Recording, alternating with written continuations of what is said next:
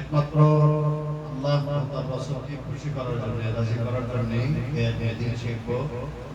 প্রথমে আমাদের নিয়তকে দুরূস্ত করে নেব যে আমরা একমাত্র আল্লাহ এবং তার রাসূলকে খুশি করার জন্য দুনিয়াতে অনেক কিছু হব, আমি শাইখুল হাদিস হব, আমি মুহাদ্দিস হব, হ্যাঁ আমি এই হব সেই হব। এই হব ফিকির বাদ দিয়ে আমি আল্লাহ ও তার রাসূলকে খুশি করার জন্য ইলমে দ্বীন শিখব, এটা সর্বপ্রথম দিনের মধ্যে। এরপরে দ্বিতীয় নম্বর ইলমে দ্বীন অর্জন করতে হলে যাদের মাধ্যমে ইলমে দ্বীন শিখব তিনারা হলেন আসাতিজে কেরাম। তারা হলো ওয়ারাসাতুল আম্বিয়া, নবীদের ওয়ারিস।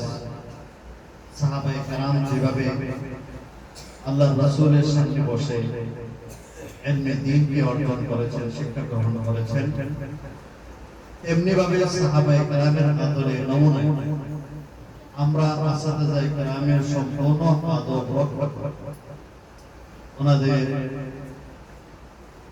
ইহতিরাম রক্ষা করে আমরা ইলমে দ্বীন শিখার চেষ্টা করি। কোনো অবস্থাতেই যেন কোনো উস্তাদের সাথে আমার চলনে